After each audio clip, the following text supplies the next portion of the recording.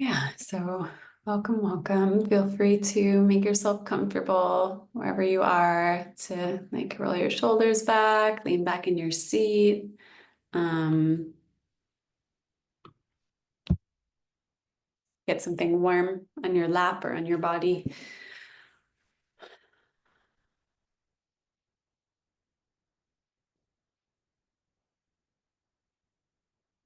Okay.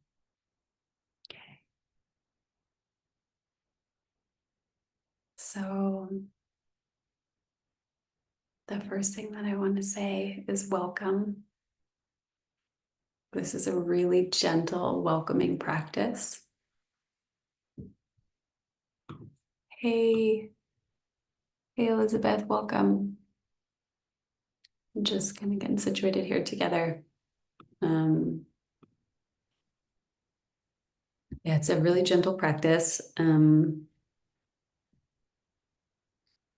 It's kind of interesting to be on Zoom. I don't know if you've done other Zoom type things that are not work related. But this is like really no pressure. It really gets to be fun. So that's cool. Totally opting in.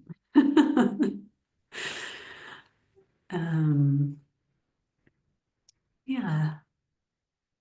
So just landing here on this Sunday evening together.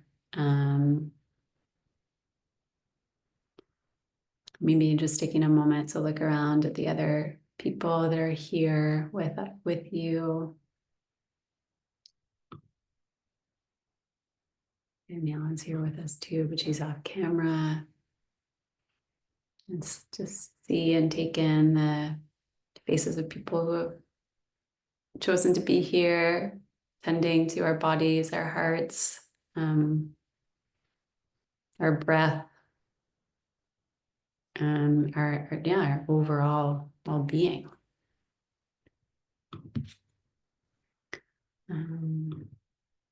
Okay.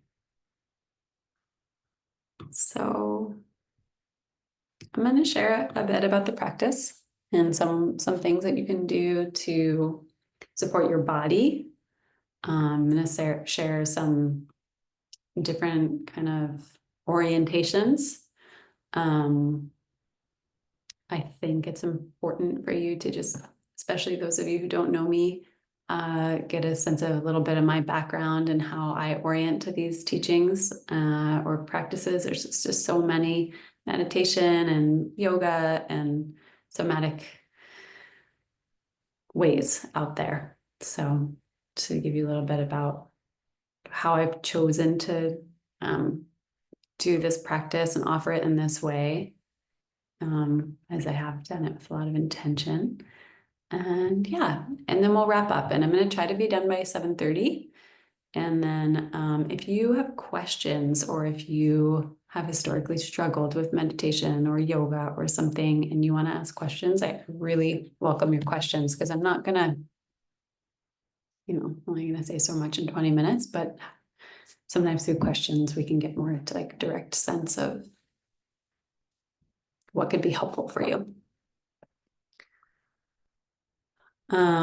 Before we start though, it'd be really lovely if the people that are here would love to just hear from you. Maybe just say your name just to hear your voice, and any reason that you decided to be here. If you don't really have the particular answer, that's fine. You can just say your name and hello, good evening. And maybe I say one word about how you're doing tonight. One or two or three is fine. Yeah, just a little. I'm happy to start. I'll go. Hi, Yeah. good evening. Can you guys hear me? Mhm. My name's Elizabeth, and I've been to the outdoor yoga a couple times on Baker Beach, and it's always just brought me so much joy. And when I saw this, I thought All right, well, I'm getting up early because of the time change anyway, and I'm always having to get up for work, so why not do it with more thought and intention? And then when you gave the homework, I was like, oh damn, this isn't just roll out of bed and have my camera off and, do practice. This is like with a lot of intention. So anyhow, I'm excited about it. So, and doing something for myself for once, which is good. All homework is truly optional. Truly, it's only to support you. If it feels like too much, just drop it.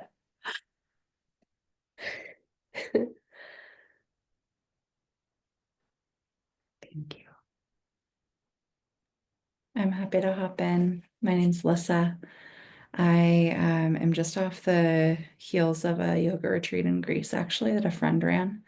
And I thought this would be a really nice way to maintain a daily practice. I'm liable to not do it otherwise. So saw this and thought, what good timing, what a good excuse.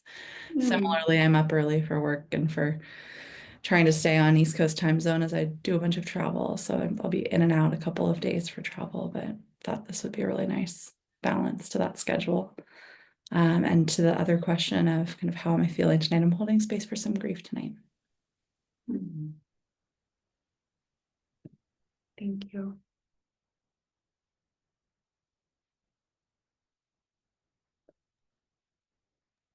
Yeah, I'll hop in. My name's Lisa, and I would say the reason I'm joining is I'm kind of new on the experience of yoga, and just wanted to learn more and thought a daily practice would kind of help. Yeah, so I'm excited. Thank you, Lisa. Hi, everyone. I'm Veronica. I have joined this because I did something similar at the beginning of the year, and it's the first time ever in my life I've been able to sustain a meditation practice. Was like following practice like this, and over the year, it's kind of drifted out. So it felt like a really good opportunity to recommit, especially going into the end of year and the holiday season. And because I love Julie. So that's why I'm here. And tonight I am I'm gonna go with I'm a little tired. It's a long week. Thanks, Veronica. I'll go. I'm sorry I joined a little late. I was having trouble logging in, but I made it. I am Corey. I have just been disappointed with how I begin my days, and I thought that this was a beautiful way to try and reset that and restart myself in the mornings, because I feel like it sort of sets the tone for who I am and how I show up to the world. And so I thought, what better way than to do it quietly rather than frantically. And tonight I made the mistake of just looking at some bank numbers this morning or this evening. I wish I hadn't done that. So I guess I'm trying to dial myself back down from a little bit of a panic. Thanks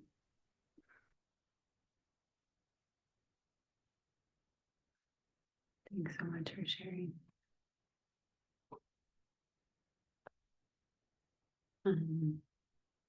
My name's Julie, and I'm here because I've been doing morning practice for many years on and off and pretty consistently the last like 6 years. And I really love it. It's not a panacea. It doesn't like solve anything or fix anything necessarily. But it's like over time, like subtly creating this like deeper sense of just like okayness and wholeness, maybe. And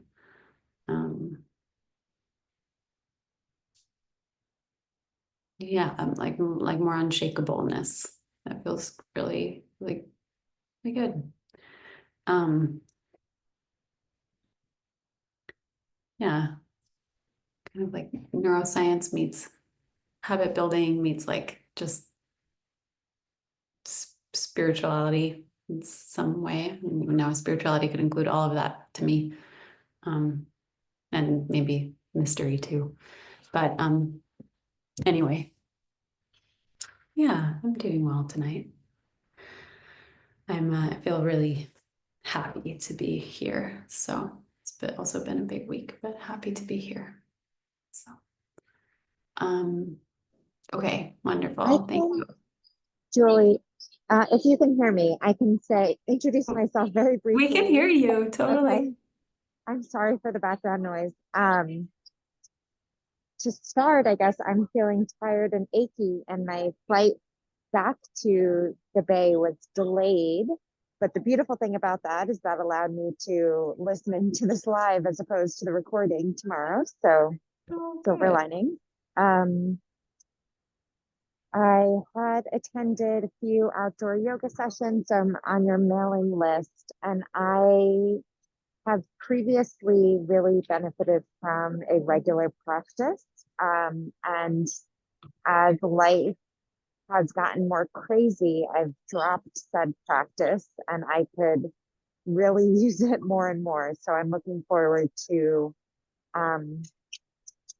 jumping back in, and I'm grateful for the support of you, Julie, and the rest of the people doing it. So thank you. Yeah. Thank you so much for chiming in. And thank you everyone for being here on your Sunday evening. Really, really appreciate it. Okay, I'm gonna go ahead and dive into a little bit of talking. And what I want to say through the talking is like all of this stuff is just let it like come in. If you can kind of stay lean back and relaxed, like it's not like a school where you have to memorize any of this. You can just like let it come in. Whatever sticks, sticks, whatever doesn't. It's like totally just easeful or welcome in the idea that it can just be easeful listening. And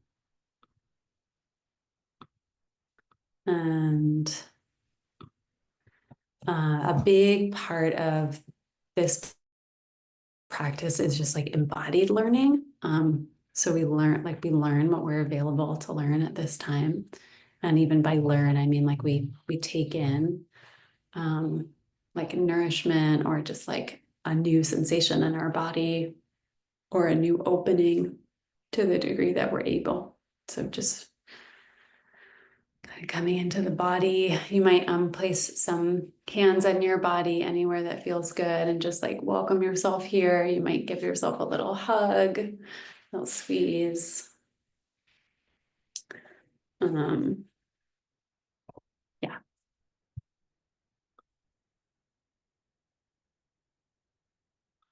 So I'm just kind of looking at my notes to the side here. Okay, so first I want to talk about our intention as a group and then individually. And it doesn't have to be too heady.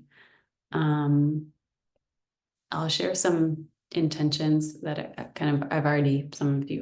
most of you have probably already seen, but just to kind of outline for the group, and then you can kind of ponder what makes sense for you.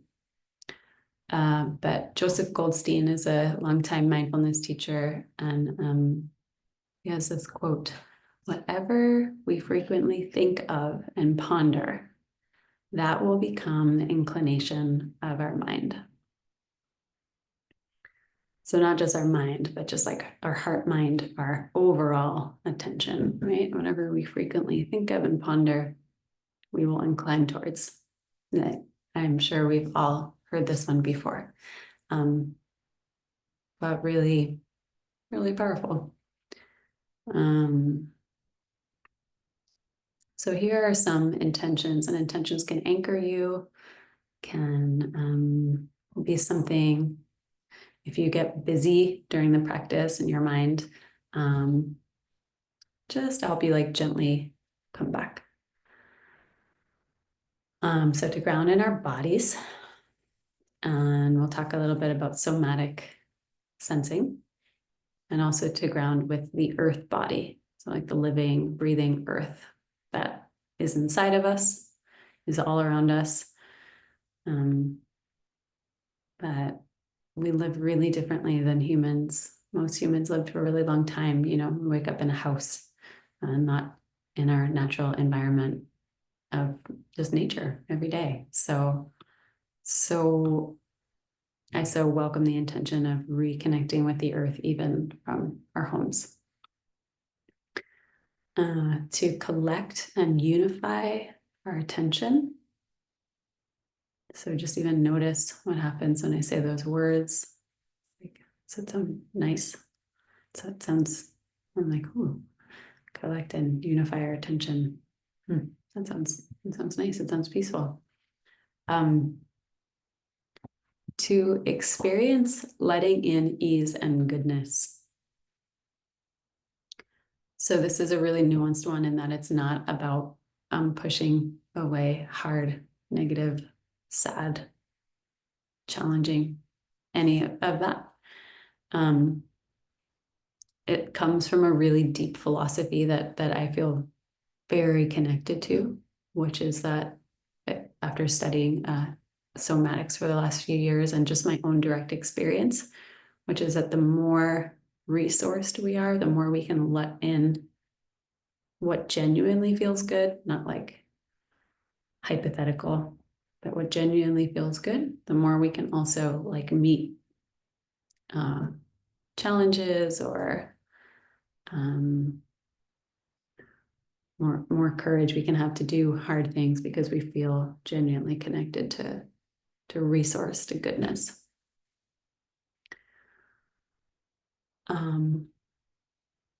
To intend care and compassion for ourselves. So I'll just read those again. To ground in the body, connected to the earth body. To collect and unify our attention. To experience letting in ease and goodness and resource. And to intend care and compassion for ourselves. You could also just pick one of those if any of those sound good. I'm also happy to email you these notes after anyone wants that. Okay.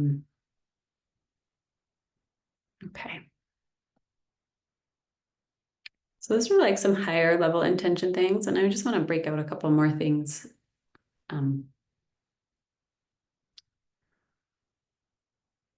So collect and unify. Kind of the idea that we're a lot of times our attention can feel fragmented. So this idea, the opposite of fragmentation, is like wholeness, unify, collect.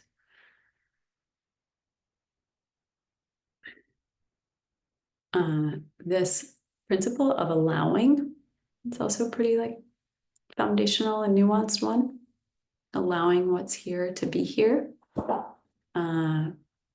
Again, might be grief, sadness. You might know what it's about. You might not know what it's about. So not to exaggerate the feeling necessarily, but not to dismiss it either. So not to exaggerate, not to dismiss, just to allow.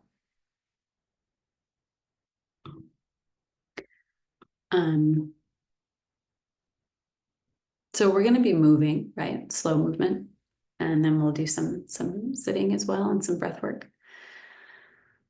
But still, just because we're, so oftentimes for me when I'm doing some movement, there's less busyness in the mind, but not always. Kind of depends on the day or the circumstances of life or planetary moment, political moment, whatever. So,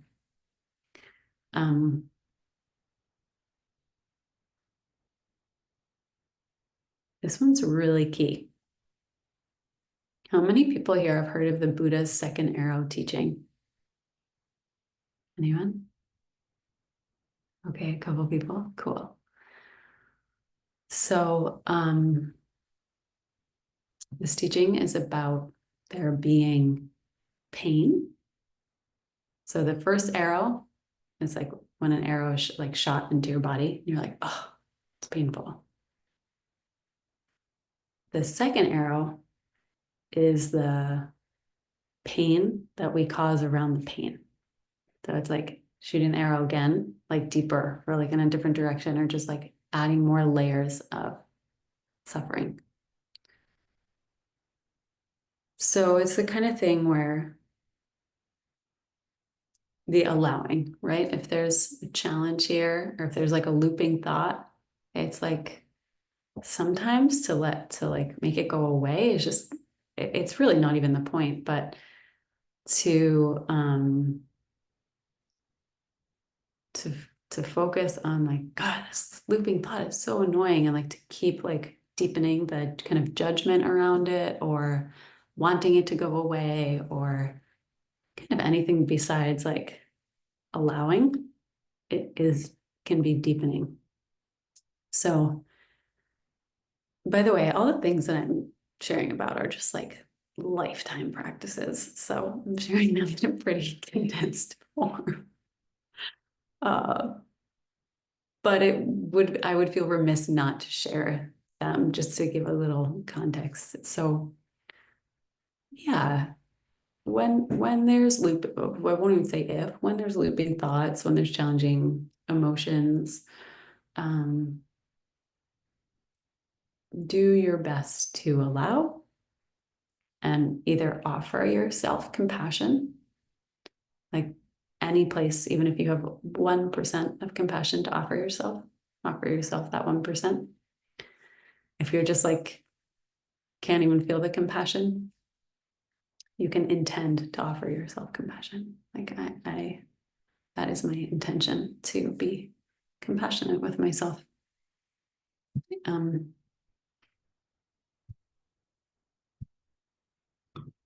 If anyone has any questions about like, does compassion work as a practice, happy to talk about that with you after. But I truly orient from a place of like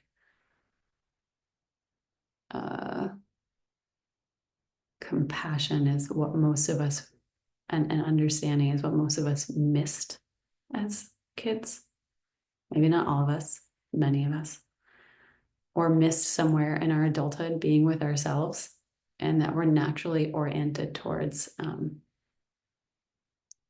well-being and growth, and like the compassion keeps like helping soften like dense thoughts, intense, hard things, so that we can just kind of neutralize. Okay. Some other general themes are just like softening, physiological softening. That you may have a practice of this already, where you just kind of soften your jaw sometimes, or soften around your eyes. But these are some things that I'll work in. And trusting your body. So we'll do some practices where really all the practices, it's like figuring out like what feels nourishing for you, what works for you.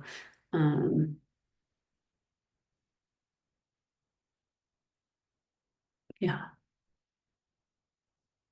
Okay, I'll pause there.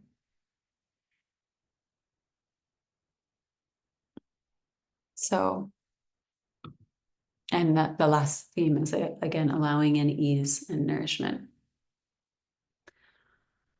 So my approach, I would say my approach is somatic, oriented to the earth, informed by Vipassana style of Buddhism, and very much through a trauma-informed lens. And I want to get into a little bit of somatics, because that's really kind of the thing that I think this practice is like,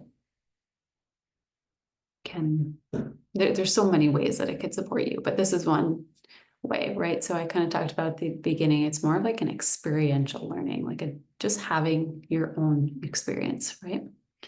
And so somatic is like anything that we can sense, and it includes our thoughts or anything that's in our awareness, including our thoughts. So maybe like, this feels good, this doesn't feel good, I want to move, I would like to stay. It can be any of the thoughts, but it can also be sensations in the body. So like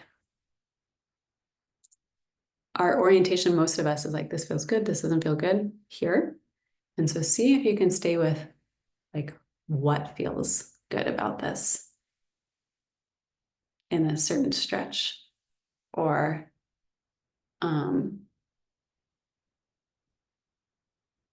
what am I sensing? Like I'll cue you in some of these things in practice, but like, what does your space feel like at this time in the morning that you've set up for yourself? What does it feel like to be here in community? Just like ways that we can be aware in our body, in our heart, of our overall experience of the moment.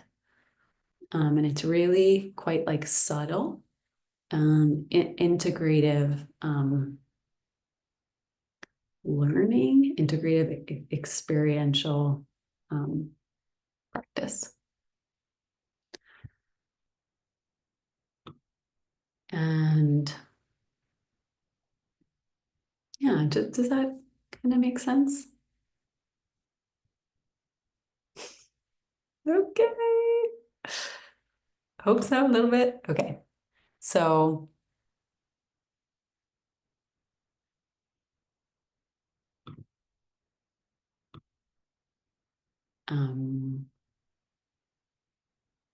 that's really it's really like one of the key pieces. It's just to orient to your own direct experience.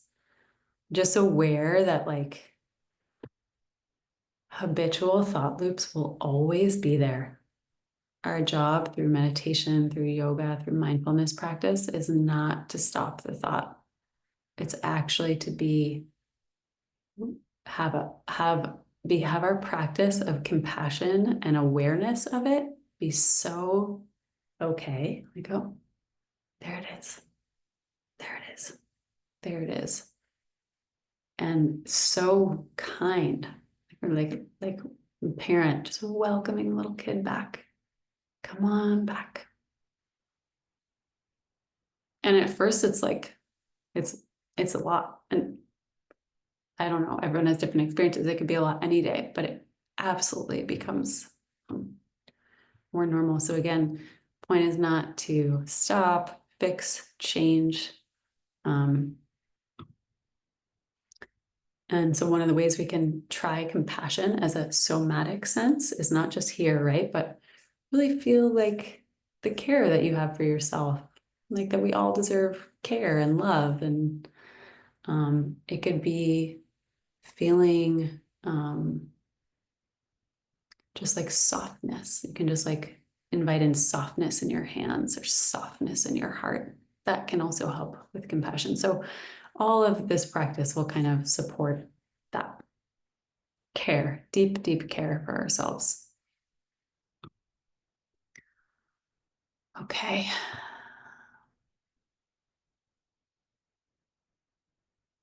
A couple pieces with the trauma informed. Well, one thing I want to share is that there's this cool art. Yeah. Chinese medicine orients to this season of being the season of air, fall, and connected with lungs and emotion. So we'll breathe, but that's just something cool that you can know. Definitely orienting towards seasons. And then naturally, I often just orient towards groundedness first in the beginning of our practices. And then once we feel grounded, to like alternate with spaciousness. It's like groundedness, spaciousness. Just even sensing that, like, what do I feel when I sense groundedness or earth? What do I feel when I sense space? That's also somatic. So just trying to give more examples here.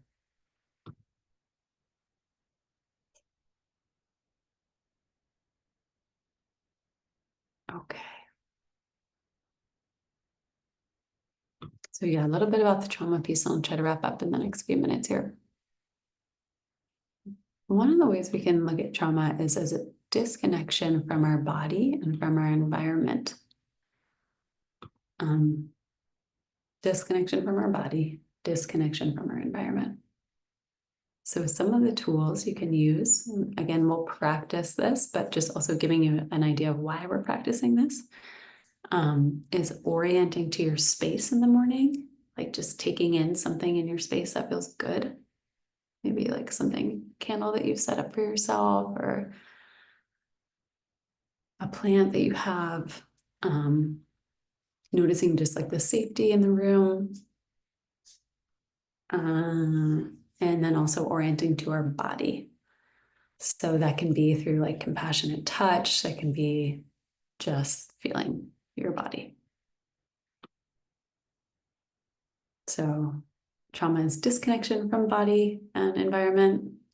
Healing and wholeness is like reconnection and reorienting in the now. Again, one of the practices that I kind of already talked about in some way is like slow integration of practice. Another way of talking about that is titrating. So when you're letting in the good, like say you're like, oh, this stretch feels nice, or just like laying on my back feels nice, or sometimes the breath work can feel really calming. Let yourself take it in like 1% more or 5% more. So one of our natural inclinations when things feel good and we kind of hit our good limit is to be like, okay, that's enough goodness. So just try to like allow yourself to hold that it feels good and like just kind of stay with it. Maybe let it in a tiny bit more, or just like savor it for 10 seconds or something like that, 5 seconds. So we're like slowly integrating, rewiring to our brain.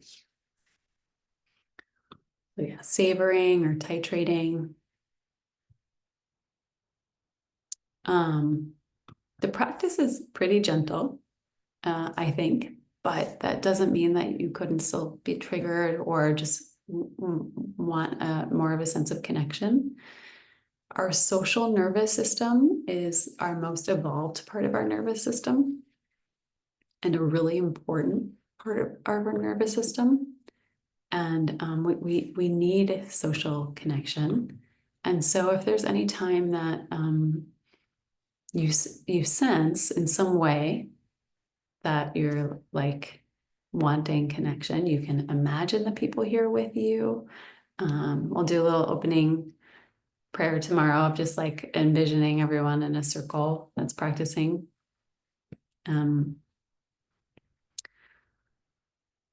You can open your eyes and like look at anyone that you can see on screen.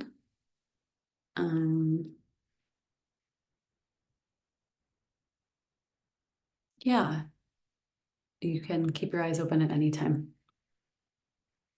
And then just, yeah, really trusting your body to do what you need to do each day. Try your best to come, try your best to do a little movement, follow along, but also totally trusting that you know what's best for you, particularly if you're on your cycle, you're a parent, your kid's been up all night, like sleep is also really important. So take care of yourself. Yeah,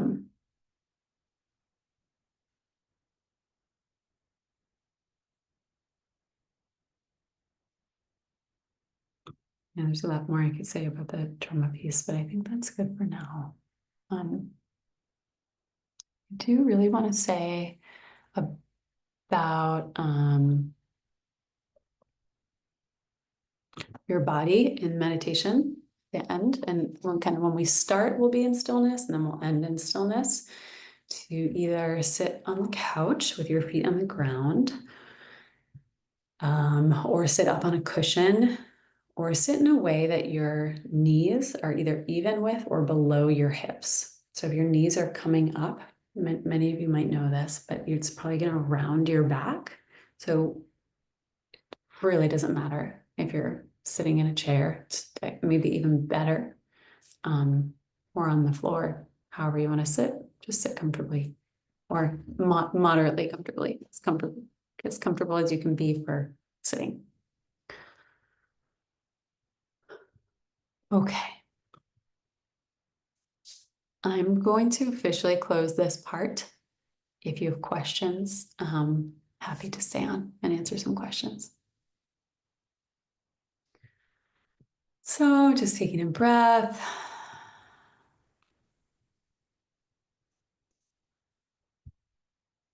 Letting all of the talking kind of just wash over.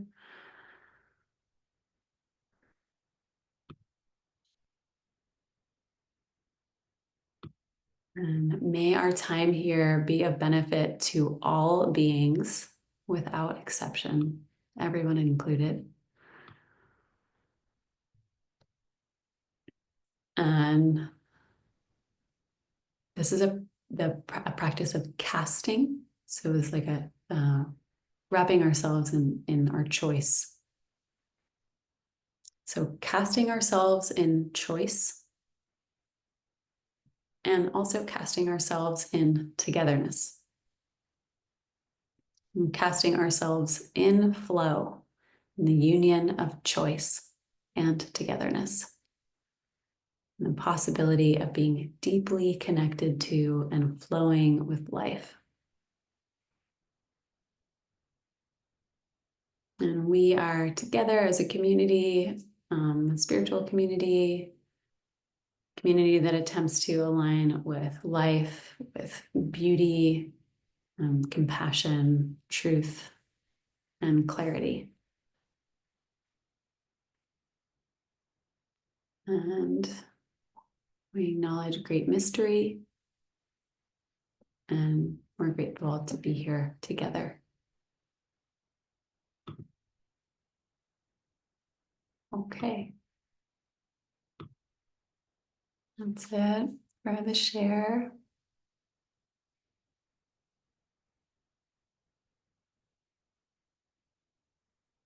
Any feedback, curiosity, comments are welcome. And I also know it's late and feel free to hop off.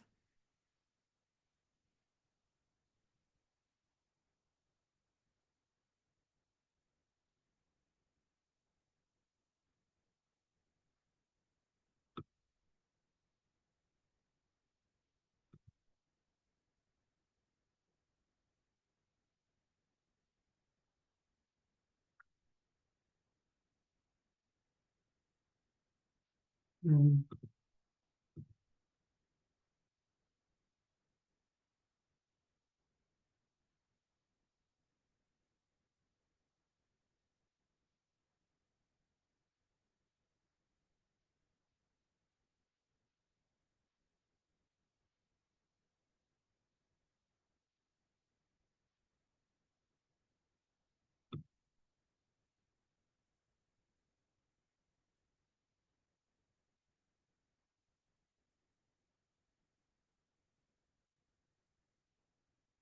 Okay.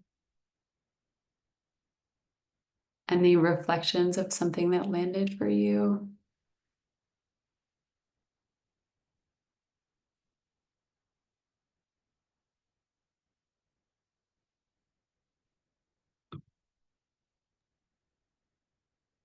I think I needed the reminder about the second arrow today. Mm. Mhm.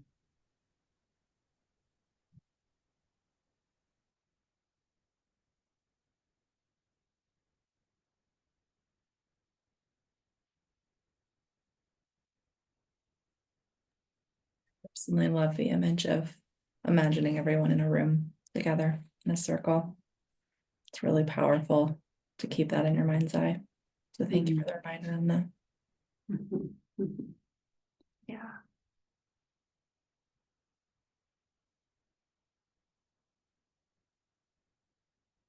Yeah. Holding each other in a community of care for sure.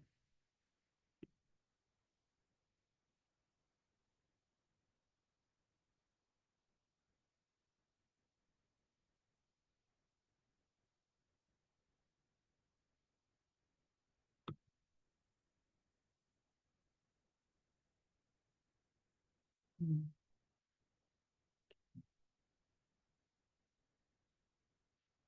All right.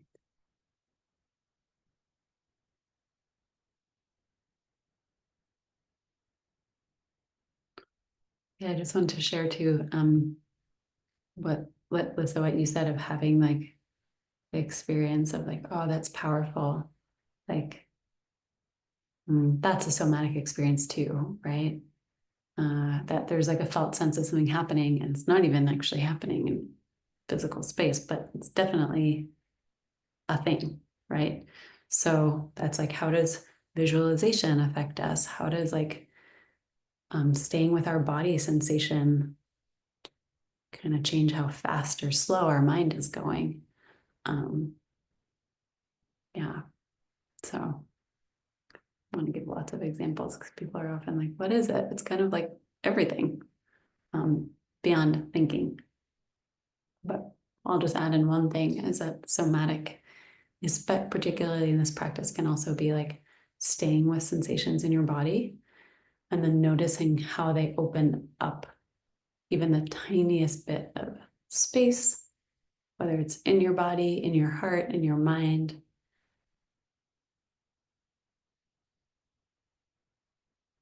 Or maybe like folding in poses, like how they like create a sense of like restfulness or safety or comfort.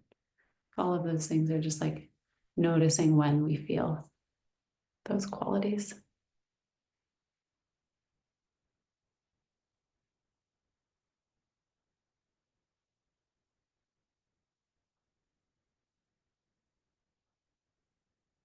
And it can also just be really simple, just being here and breathing and stretching and enjoying.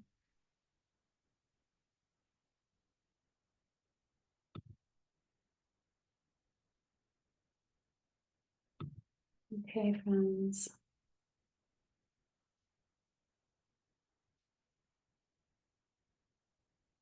Hope you all have a sweet evening. I'll see you in the morning. Be well. Good night. Bye. Bye.